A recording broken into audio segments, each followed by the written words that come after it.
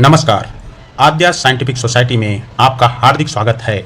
इस सेशन में हम पेट्रोल पंप द्वारा लोगों के साथ की गई ठगी और उनसे बचने का उपाय की चर्चा करेंगे। ध्यान भंग करके कम ईंधन भरना, यह सबसे आम और व्यापक रूप से होने वाला धोखाधड़ी है, जिसे आप अगर सतर्क नहीं हैं तो आसानी से किया जा सकता है। आइए बताते हैं कि यह कैसे होता है। आप 1000 रुपये का पेट्रोल मांगते हैं और मीटर में पहले से ही 300 रुपये है, क्योंकि आपसे पहले वाला व्यक्ति ने 300 रुपये का पेट्रोल भरवाया था। पेट्रोल पंप का ऑपरेटर यह दिखाने का कोशिश करता है कि वह मीटर की रीडिंग को शून्य पर रीसेट कर रहा है, जबकि आप उसी वक्त किसी अन्य व्यक्ति से विचलित हो रहे हैं।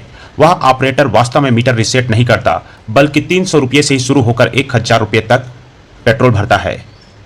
आप 1000 रुपये का भुगतान करते हैं, लेकिन आपको केवल 700 रुपये का ईंधन मिलता है। यदि मीटर पहले से ही शून्य पर सेट है तो वे दूसरी चाल का उपयोग करते हैं। आइए देखते हैं उनकी दूसरी चाल क्या होगी।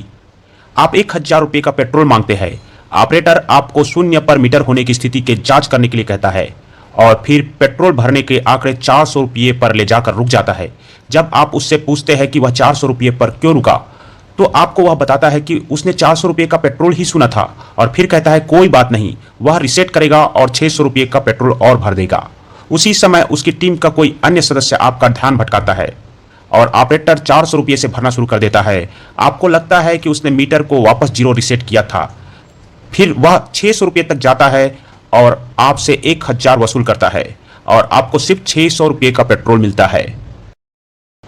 इंटीग्रेटेड चिप्स का उपयोग करके ईंधन वितरण मशीन को परिवर्तित करना, यह पेट्रोल पंपों के मुख्य मालिकों या प्रबंधन स्तर पर एक स्पष्ट धोखाधड़ी है, क्योंकि इस धोखाधड़ी में मशीन में ही एक इंटीग्रेटेड चिप्स लगाई जाती है। यह चिप्स हर बार लगभग 3% कम तेल भरना सुनिश्चित करती है, जबकि मीटर पूरा राशि दिखाता है। तो अगर आप 1000 रुपये का पेट्रोल मांगोगे तो सब कुछ परफेक्ट लगेगा, लेकिन आपको 970 रुपये का ही पेट्रोल मिलेगा।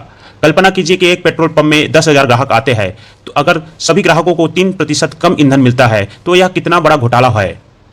इसे बचने के लिए हमें सामान्य मूल्य वर्ग में ईंधन भरने से बचना चाहिए, जैसे 500, 1000 या 2000। हमें इस तरीके के मूल्य का पेट्रोल नहीं भराना चाहिए, क्योंकि मशीन में लगा इलेक्ट्रॉनिक चिप्स सामान्य मूल्य वर्ग के लिए ईंधन कम कर देती है। लॉन्ग होज ट्रिक, आपने देखा होगा अधिकांश ईंधन डिस्पेंसर में ईंधन भरने के लिए उपयोग की जाने वाली होज आवश्यकता से अधिक लंबी होती है। एक निर्धारित मात्रा में ईंधन भरने के बाद लंबी नली में भी कुछ ईंधन बचा रहता है, जिसे पहले से मीटर द्वारा मापा जा चुका है। यह मात्रा 100 से 150 ml जितना हो सकता है। इस धोखाधड़ी का समाधान यह है कि नोजल को बाहर निकालने से पहले नली को उठाकर रखवाइए ताकि आखिरी बूंद तक निकल जाए।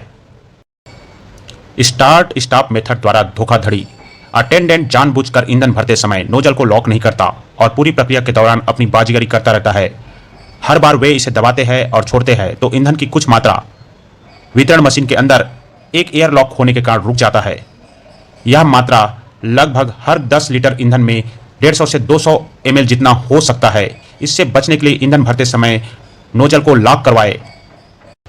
पुराने नॉन डिजिटल मीटर वाले पेट्रोल पंप का उपयोग न करें। पेट्रोल हमेशा डिजिटल मीटर वाले पंप पर ही भरवाएं।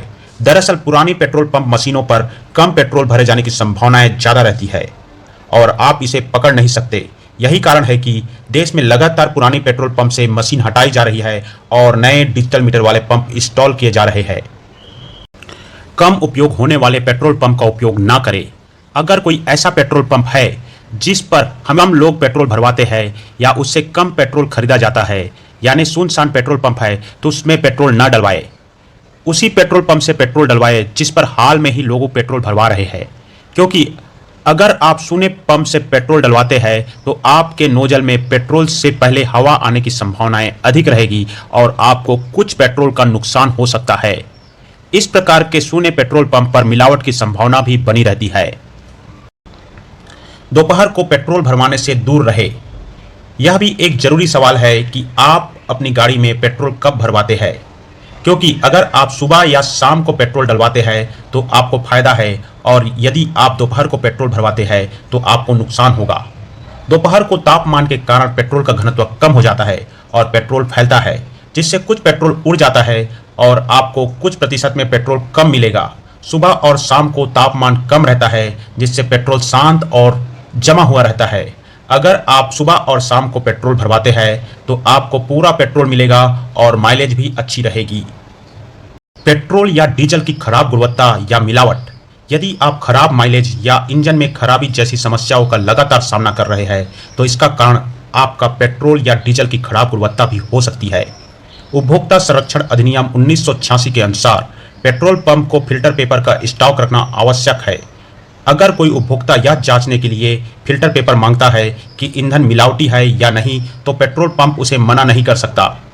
आपको बस इतना करना है कि फिल्टर पेपर पर पेट्रोल की कुछ बूंद डालें और अगर यह बिना दाग छोड़े वाष्पित हो जाता है तो आप सुनिश्चित हो सकते हैं कि पेट्रोल शुद्ध है। यदि पेट्रोल कुछ दाग छोड़कर वाष्पित हो जाता है तो यह इंगित करता है कि पेट्रोल मिलावटी है। आप इस तरह ठगी से बच सकते हैं और आपके वाहन को भी खराब गुणवत्ता वाले पेट्रोल से भी बचाया जा सकता है। यदि आपको मात्रा में संदेह है तो आप पेट्रोल पंप ऑपरेटर को मापने की परीक्षण के लिए कहें। पेट्रोल पंपों में आमतौर पर तौल और माप विभाग द्वारा आपूर्ति किए गए 5 लीटर के जार होते हैं। मापने के पश्चात यदि निर्धारित आयतन से कम भरता है तो आप पुलिस में शिकायत कर सकते हैं। अधिकतर पेट्रोल पंप में डीजल या पेट्रोल की डेंसिटी मीटर पर गलत दर्ज की जाती है। मैंने कहीं कहीं पर डेंसिटी 0 भी देखी है। इसका प्रभाव आपकी पेट्रोल खरीदने की मात्रा पर भी पड़ता है।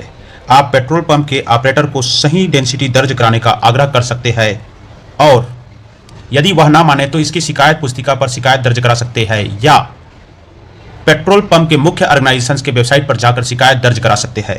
आने वाले सेशन पर इस विषय में मैं विस्तृत वीडियो बनाऊंगा। अब सवाल उठता है कि पेट्रोल पंप की शिकायत कहां करें। सबसे पहले आप पेट्रोल पंप के ऑपरेटर से शिकायत पुस्तिका मांगे और स्थानीय स्तर पर अपनी शिकायत दर्ज कराएं। पेट्रोल पंप स्टेशन पर शिकायत रजिस्टर होती है जिसे पेट्रोलियम ऑर्गेनाइजेशन ऑडिट और निरीक्षण के दौरान देखते हैं। पेट्रोल पंप परिचारक या मालिक आपका इसका ना होने के कारण बताएगा और आपको शिकायत दर्ज न कराने के लिए मनाएगा भी, लेकिन आप इसे अवश्य दर्ज कराएं। इसके अलावा आप तेल कंपनी की वेबसाइट पर जाकर अपना ऑनलाइन शिकायत दर्ज करा सकते हैं। आप पुलिस कंप्लेंट भी दर्ज करा सकते हैं। महत्वपूर्ण सावधानियां। हमेशा सुनिश्चित करें कि पेट्रोल आपके आंखों के सामने 0 पर रीसेट हो गया है। तेल भरने के बाद हमेशा इलेक्ट्रॉनिक रसीद मांगे। पेट्रोल भरने से पहले यह सुनिश्चित कर ले कि मीटर डिजिटल है या नहीं।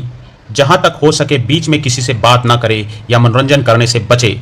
सुनिश्चित करें कि आप लेन देन का भुगतान पेट्रोल भराने के बाद करें। यदि आप किसी भी बात से संतुष्ट नहीं हैं या शिकायत दर्ज कराना चाहते हैं तो शिकायत पुस्तिका के लिए आग्रह करें, क्योंकि तेल कंपनियां शिकायत पुस्तिका को बहुत गंभीरता से लेती है। आशा करता हूं कि आप गाड़ी में पेट्रोल भरवाते समय इन बातों का ध्यान रखेंगे। अगर आपको इस पोस्ट में पेट्रोल भरवाते समय ठगी से बचने का उपाय अच्छे लगे या आपके पास और भी ऐसे तरीके हैं जिनसे पेट्रोल कर्मचारी लोगों को साथ ठगी न कर सके तो कृपया कमेंट्स में लिखें। धन्यवाद। जय हिंद, जय भारत।